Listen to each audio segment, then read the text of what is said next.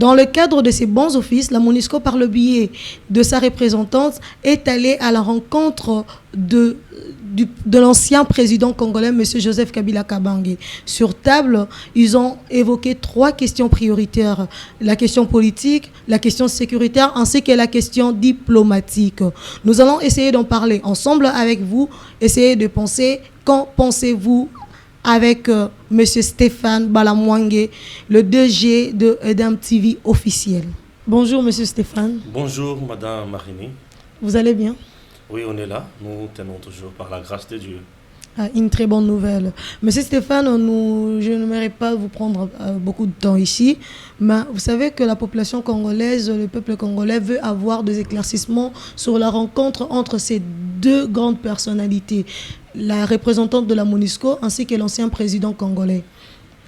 Ils se sont rencontrés et nous aimerions avoir votre point de vue. C'est très important et une bonne question. C'est une question d'actualité, madame, qu'on doit analyser. Avant de venir ici, on a essayé quand même de poser des questions à certaines sources crédibles de foi. Alors, c'est comme vous venez de les signifier dans votre annonce. Certainement, Joseph Kabila a reçu dans son bureau au niveau de GLM à Gombe la représentante de la MONUSCO, Madame Leila Zerugu. Alors, au menu de leur entretien, on a vu qu'il y avait la question sécuritaire, la question politique et la question diplomatique. Alors, il serait mieux de parler maintenant de la question politique. La question politique, d'abord, avant d'entrer dans le détail, j'aimerais essayer un peu d'expliciter à certains compatriotes qui nous appellent à gauche, à droite, pour nous dire, mais M. Stéphane, mais tu ne vois pas que c'est de trop.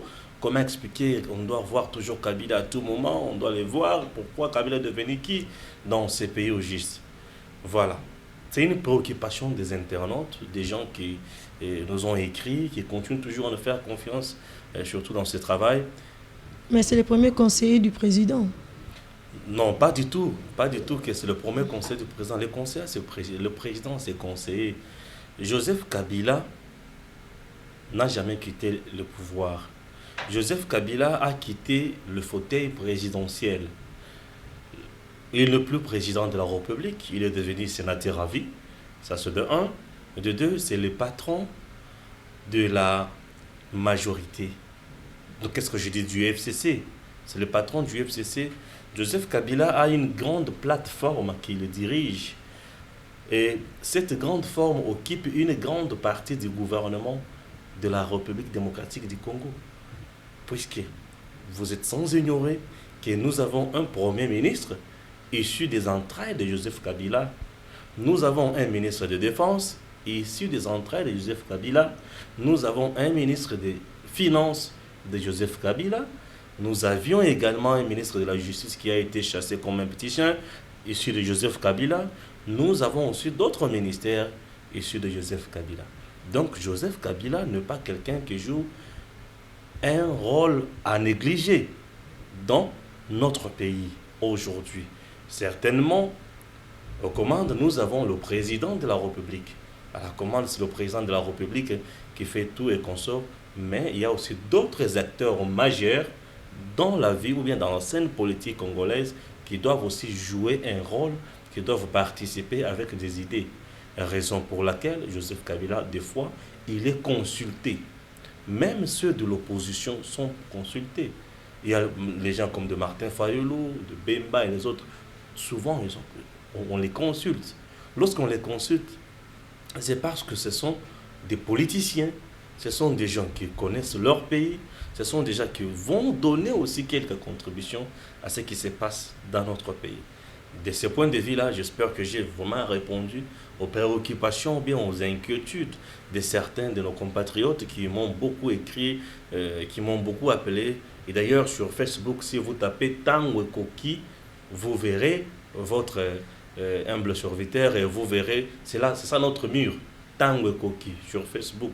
Et sur YouTube, il suffit de taper Edem TV officiel.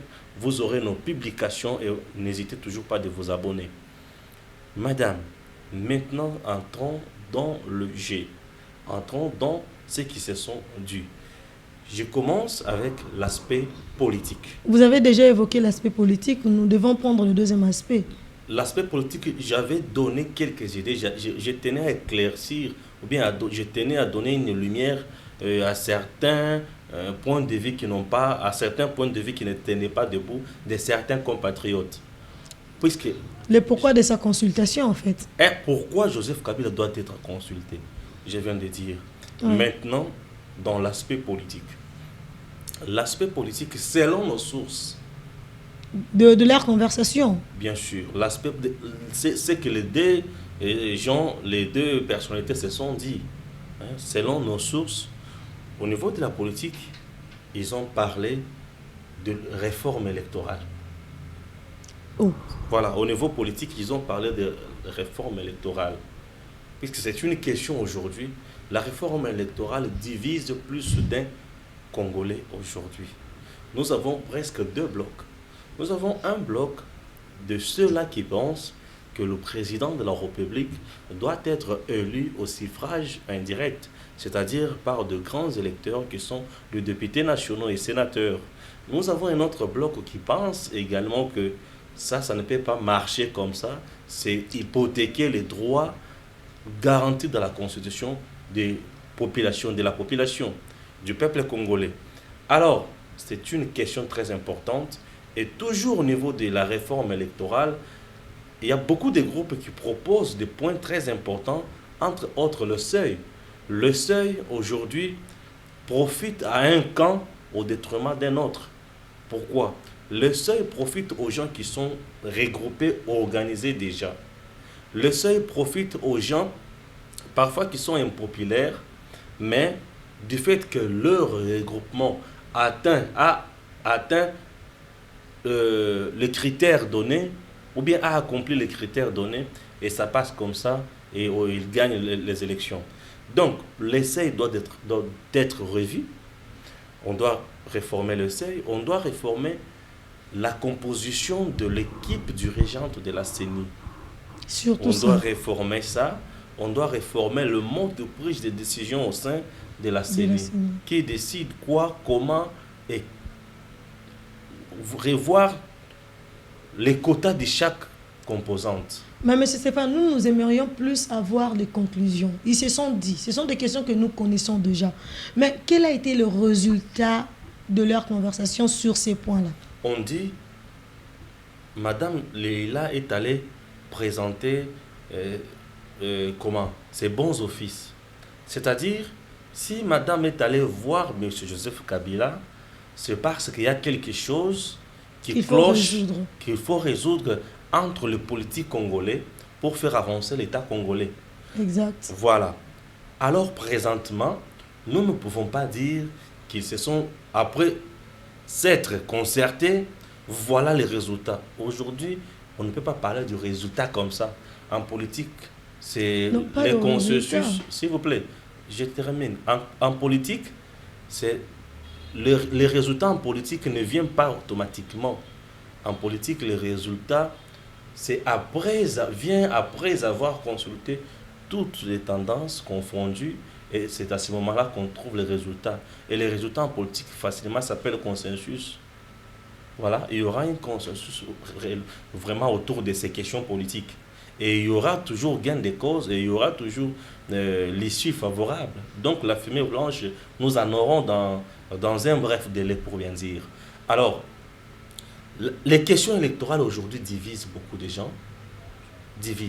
Les gens du FCC se battent matin, midi, soir, et ils cherchent par tous les moyens pour rendre encore Joseph Kabila éligible à la présidentielle. Seulement Joseph Kabila, pas eux. Non, ce n'est pas pour conserver FCC, le pouvoir. Au FCC, la vision primordiale et principale, c'est Joseph Kabila. Pourquoi seulement Joseph Kabila? Il n'y a pas de tête pour remplacer Joseph Kabila au sein de l'FCC. Une question que je me suis toujours aussi posée. Pourquoi là-bas, tout le monde travaille uniquement pour Joseph Kabila, pour l'intérêt de Joseph Kabila? Raison pour laquelle vous aviez vu. On ne l'utilise pas comme un bouc émissaire. Bon, je ne vais pas trop parler de ça, mais je sais que... Non, c'est juste une question qui tourne dans les têtes de Congolais. Nous aimerions comprendre le système. C'est ce que les Congolais doivent comprendre. Moi, aujourd'hui, quand même le courage de le dire ouvertement, clairement. Le FCC, c'est Joseph Kabila ou rien.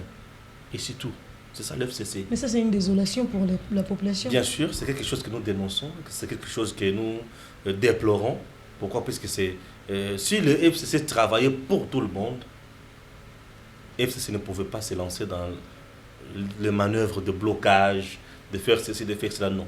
Tout ce que le FCC cherche matin, midi, soir, c'est cracher, déranger l'image de Félix Tshisekedi pour que l'homme soit haï au sein de l'opinion nationale et que Joseph Kabila soit rééligible. Et à ce moment-là, s'ils revenaient encore avec leur carte pour dire, pour que vous puissiez quitter de cette souffrance, accepter qu'on fasse ceci pour que ce monsieur revienne au pouvoir pour vous donner ce dont vous avez besoin. C'est ça. Une condition sine qua non. Voilà, c'est ça la carte même du FCC.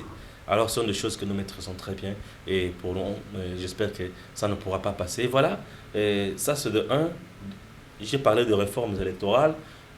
Ils veulent encore à tout prix, je dis bien à tout prix pour que le ministre de l'Intérieur ne puisse pas nommer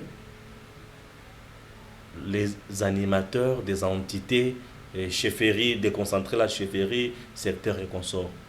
Et ils veulent à tout prix qu'ils soient consultés. Tout ça, ce sont des choses autour desquelles Joseph Kabila et Zerui se sont parlé. Une question de curiosité. Là, je n'ai pas encore touché la diplomatie. Non, nous allons en parler, nous y arrivons. La sécurité. Oui, nous y arrivons. Une question juste pour chercher à comprendre. Ce que veut le FCC, c'est réellement le vouloir de Joseph Kabila personnellement. De par votre analyse, parce que vous êtes un analyste politique et surtout qu'un journaliste avéré, nous aimerions juste, quand vous lisez un peu la politique du FCC, vous pouvez vous dire que c'est que le militant, ces cadres du FCC sortent de leur bouche. Est-ce réellement le vouloir sacré de Joseph Kabila? Le vouloir saint de Joseph Kabila? Au FCC, je dois vous dire, si vous ne faites pas le vouloir ou la volonté de Kabila, vous êtes excommunié. J'en ai de preuves. On a un monsieur très intelligent, monsieur le sénateur professeur Bahati Lukwebo. Au FCC, Bahati Lukwebo avec AFDC a représenté quelque chose, puisque c'était une deuxième force politique au sein de cette plateforme. Alors, il s'est fait que le moment était arrivé pour se choisir le candidat président du Sénat. Bahati Lukwebo pose le problème, son regroupement vote pour lui, et présente la candidature de Bahati Lukwebo à ses postes pour que le bureau politique ou l'autorité morale du FCC puisse entériner cela. Ça n'a pas été le cas. Joseph Kabila avait sa carte. Et sa carte, dans ses idées, lui voyait quelqu'un d'autre, entre autres Alexis Thambwe Mwamba, qui n'a ni parti politique, qui n'était ni député national, ni député provincial, mais qui était sénateur. Vous voyez un peu ça? Alors, pour Joseph Kabila, Thambwe Mwamba, c'est une personnalité. Moi, j'avais compris, Thambwe Mwamba et Joseph Kabila, ce sont des extrémistes. Thambwe Mwamba, c'est un extrémiste. C'est quelqu'un qui sera là uniquement pour faire la volonté de Kabila, puisqu'il sait que sa survie politique dépend de Joseph Kabila. Joseph Kabila, peut-être, avait fui, ne voulait pas présenter quelqu'un qui pèse dans la coalition.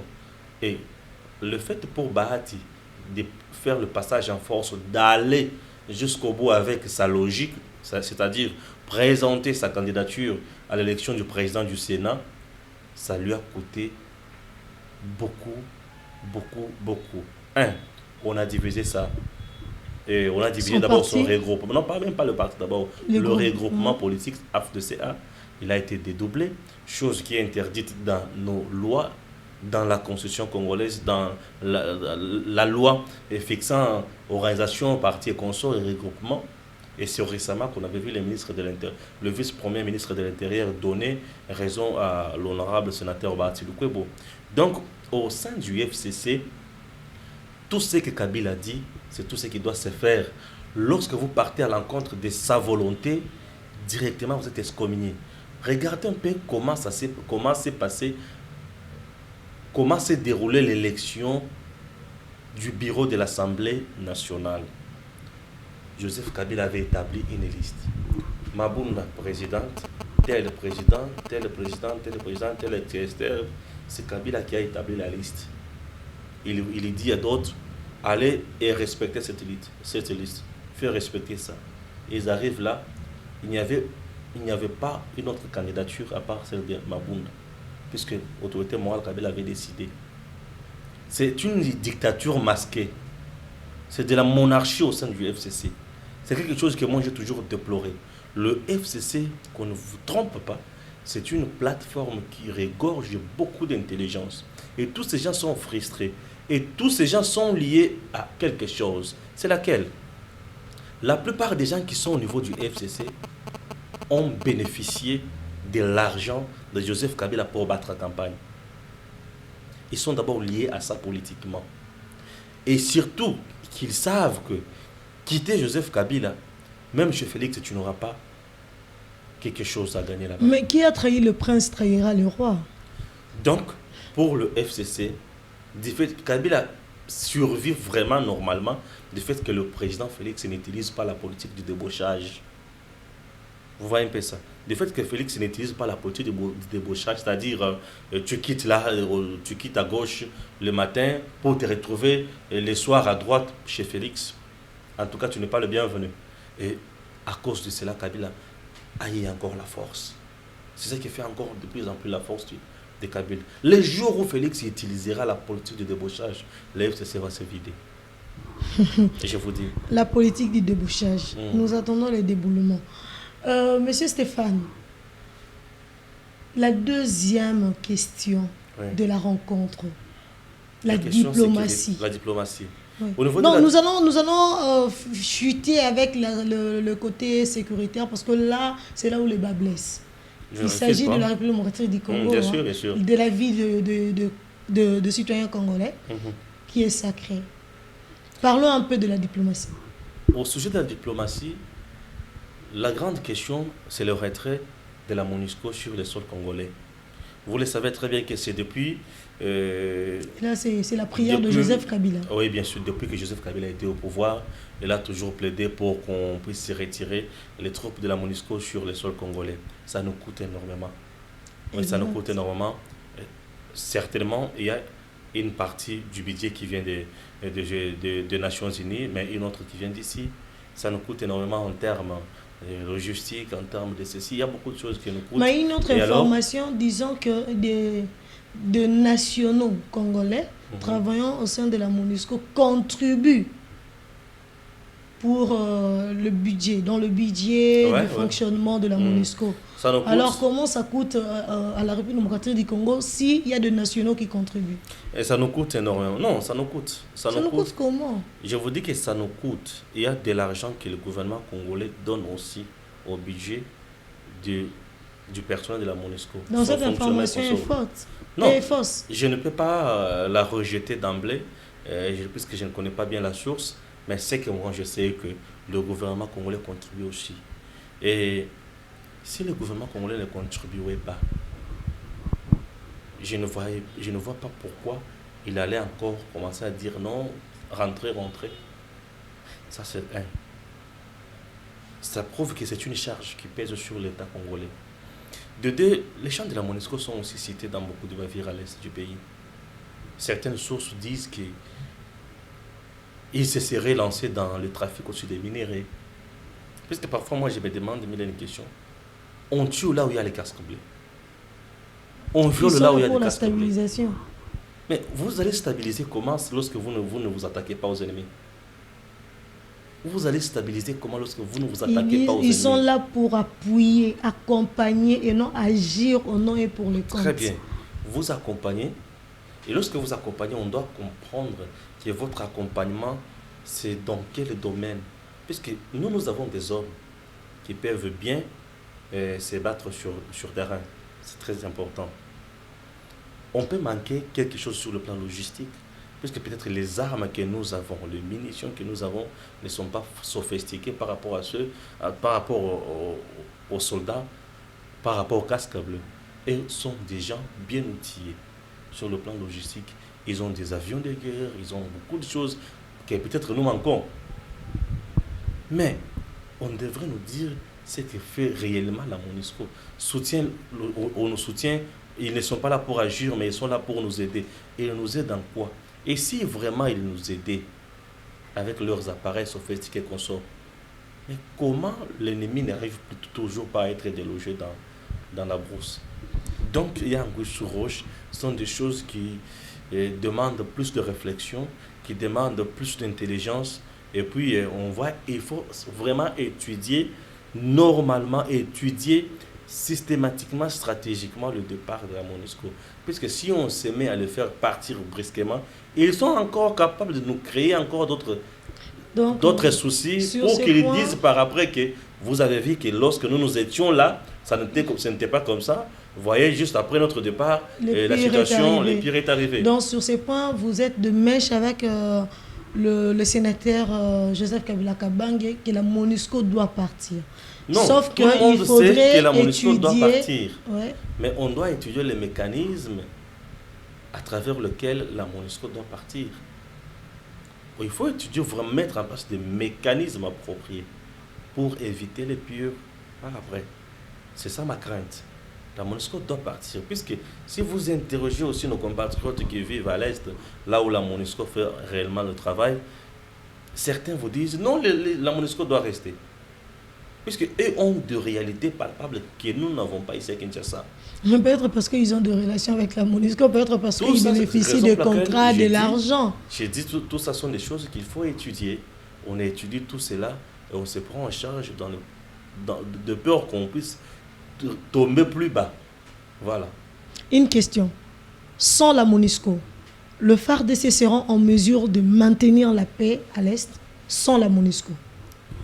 Nous avons une armée très forte. Maintenir la sécurité, d'abord, c'est une mission régalienne de toute armée ou d'un État. Exact. Aussi longtemps que nous avons une armée, cette armée doit être capable de faire sa mission. Ce que je dois dire, c'est quoi? Vous savez, les questions sécuritaires touchent beaucoup d'aspects. Les questions sécuritaires, on ne joue pas avec. C'est question de mettre notre armée dans les conditions appropriées. Mettre notre armée dans les conditions appropriées, je peux citer quelques conditions. À l'état moderne, l'armée doit être modernisée avec des appareils qui conviennent. Les appareils de guerre, les avions de guerre, les munitions de guerre. Avoir aussi l'intelligence, la bonne information militaire. Puisque le renseignement sur le plan sécuritaire est sacré. C'est sacré. Il faut avoir des bonnes capacités, des bons éléments pour résoudre cette question, avoir des bonnes informations pour savoir comment combattre l'ennemi. Ça c'est de un. De deux, les mêmes militaires, on doit aussi les placer dans les meilleures conditions de vie sociale. C'est-à-dire, un militaire, lorsqu'il quitte sa maison, il sait, je vais aller me battre pour la patrie. Donc, ceux qui vont rester derrière moi ne vont pas souffrir. C'est-à-dire, ils seront pris en charge par l'État. Il sait déjà que ses enfants étudient sans qu'il casse sa tête. Moi, j'ai toujours dit que les enfants de militaires doivent étudier gratuitement. Ça, c'est ma proposition. J'ai toujours dit ça. Les enfants de militaires, de policiers doivent étudier gratuitement. Et étudier gratuitement avec beaucoup d'avantages. Et il faudrait assurer c'est question de bomber le moral de leurs parents. Exact. Donc un papa qui vous quitte, qui sait, mes enfants ont des soins de qualité. Surtout ça. Mes enfants mangent bien, ils sont payés, ils sont pris en charge par l'État congolais.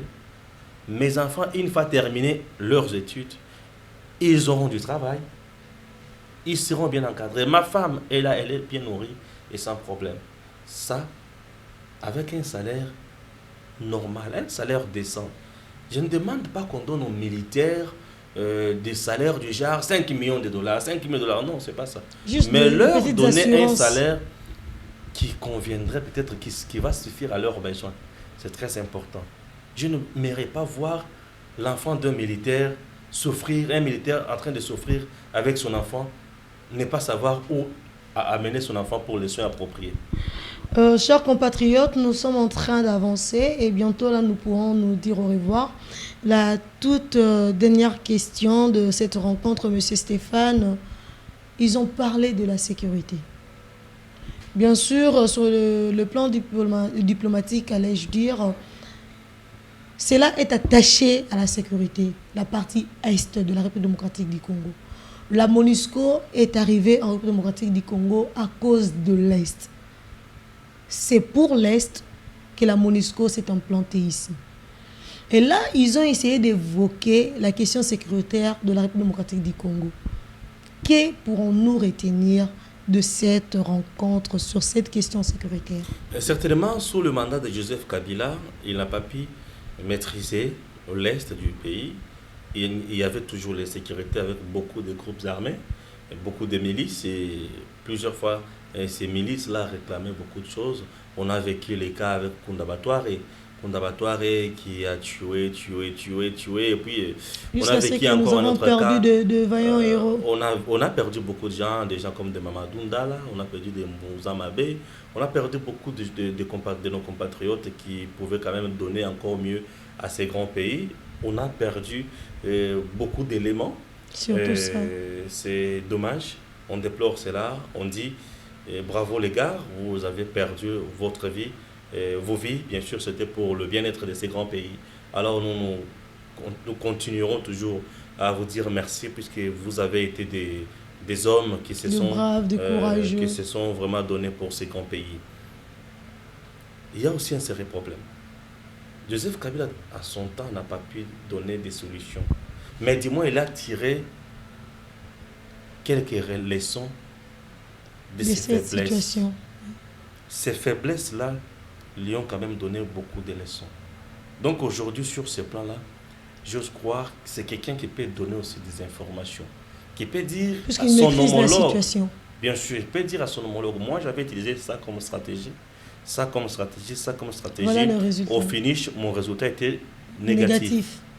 Sur ce, au lieu d'utiliser les mêmes stratégies que moi, j'aimerais que tu utilises d'autres stratégies. Peut-être qu'il peut dire, pendant ma gouvernance, je faisais confiance par exemple à tel généraux. Mais l'homme, au finish, je me suis rendu compte qu'il coopérait avec l'ennemi. Faites attention avec tel. Ils sont généraux. On ne peut pas envoyer un général dans la retraite comme ça, sans l'âge de retraite, non. C'est question de voir comment changer la ligne de commandement.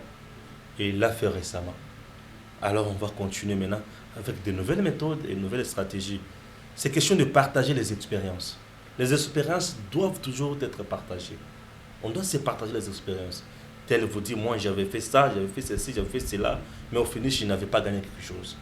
Mais avec ce que toi tu proposes, je trouve que tu peux aussi ajouter aussi ça comme expérience.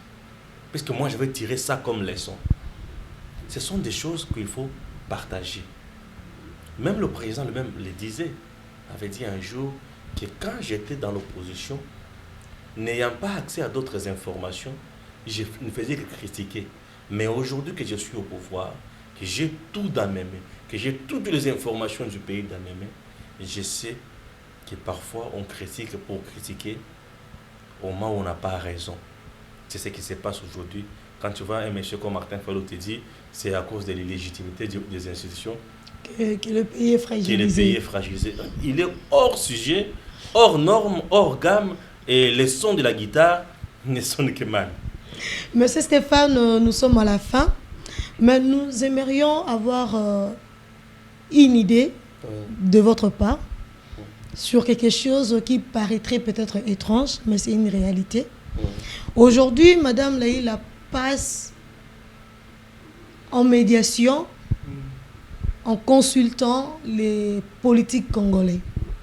Alors que moi et vous savons que si elle pourrait le faire, ce serait mieux de le faire du côté de l'opposition, car M. Joseph Kabila, l'ancien président de la République démocratique du Congo, est déjà en parfaite relation avec l'actuel président, son Excellence Félix-Antoine Tshisekedi Tshilombo. Ces trois questions balayées entre ces deux personnalités sont des questions, nous estimons avec confiance, déjà plusieurs fois abordées par ces deux messieurs leaders. entre Joseph Kabila Kabange et Félix Antoine Tshisekedi. Nous pouvons savoir pourquoi seulement Madame Leila devait se mettre entre ces deux hommes pour parler sur la question politique, la question diplomatique ainsi que la question sécuritaire, alors que ce sont des questions qui sont déjà développées. Le souci de la MONUSCO, ou l'objectif ou la mission, c'est de stabiliser. Le fait que la MONUSCO est là pour stabiliser, elle voit ce que nous ne voyons pas parfois. Elle a des informations que nous n'avons pas. La politique, ce n'est pas ce qui se fait à la télé chaque matin, midi, soir. Ça, on ne fait qu'envoyer des petits moukala pour crier là-bas. Ah, des moukala, des dialélou. Et la politique se fait vraiment autrement. Alors, elle cherche la stabilité. Elle peut avoir des informations sur le terrain. Maintenant, elle va vers Joseph Kabila. Je vous ai dit tantôt que Joseph Kabila n'est pas hors jeu. Il est dans le jeu. Joseph Kabila est dans le jeu. Il est la personne la plus proche du président. Non, pas du tout. Il est là, mais c'est son collaborateur proche. Non, c'est son allié. Il n'est pas collaborateur à Félix. Mais c'est son allié. Ils sont partenaires. D'accord, disons ça. Ils sont partenaires. Les consulter, ce n'est pas un péché. C'est son allié, les consulter. Il est allié à Félix. En même temps, il joue adversaire. Aussi un grand adversaire politique, c'est tout à fait normal. En même temps, il joue un rôle. Joseph Kabila, et en même temps, il a aussi une expérience qu'il peut aussi partager sur le plan militaire. S'il vous plaît. Donc, cette expérience-là pouvait bien se partager entre lui et son homologue. Elle ne pouvait pas seulement se partager derrière. Madame Zeregu, elle est en train de diriger une mission très importante. Je m'excuse, la MONUSCO joue un rôle très important. Elle a pour mission la stabilisation de la RDC dans plusieurs domaines. Donc, ce qui est vrai, elle a trouvé que quelque chose cloche. Raison pour laquelle elle vient porter main forte, elle vient apporter peut-être une expertise pour trouver solution. Ça, c'est de un. De deux, la question sécuritaire, ce n'est pas une question qui peut être traitée par un seul responsable.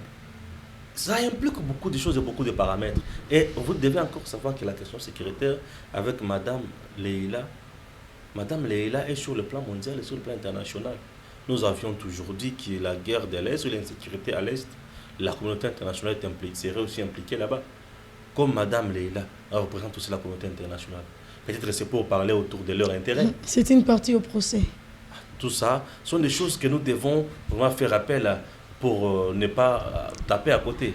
Merci beaucoup, M. Stéphane. Et pour chuter encore, vous avez tantôt dit pourquoi on n'a pas consulté l'opposition. Dans l'opposition, il n'y a rien. Non, on n'a pas dit pourquoi on n'a pas consulté l'opposition. Nous avons dit que ce serait mieux d'aller directement vers l'opposition parce que nous savons qu'il y a déjà des relations étroites entre les deux leaders. Mais comment aller dans l'opposition, c'est pour chercher quoi? L'opposition n'est vise qu'une seule chose. Ce sont également des acteurs politiques, Ils ont également une expertise. Merci. C'est ça le défaut dans notre pays. Nous n'avons pas une opposition qui propose. Comment ça? Oui. Malgré leur expérience. Je vous dis. Monsieur Stéphane. L'opposition congolaise, s'il vous plaît. Nous sommes à la fin. Je place juste. Demandez une minute. Accordez-moi une minute. L'opposition congolaise. Vous avez 30 secondes. L'opposition congolaise, lorsqu'elle propose, elle ne propose pas la solution pour l'intérêt du pays. Mais elle propose la solution pour se retrouver. Nous y reviendrons sûrement demain. Chers compatriotes congolais, vous avez compris le souci de M. Stéphane. Il veut le bien-être de la République démocratique du Congo. Il pense que nous devons être patients, ne pas être chauds pour le départ de la MONUSCO. Patientons, prenons notre temps, étudions bien les dossiers. La MONUSCO finira par partir, le Congo finira par être délivré. Merci beaucoup à vous. Nous comptons sur vous pour de massifs abonnements. Continuez à vous abonner, à inviter les autres à s'abonner. Et Dame TV, la chaîne, le média du changement, c'est la RDC qui gagne. Merci.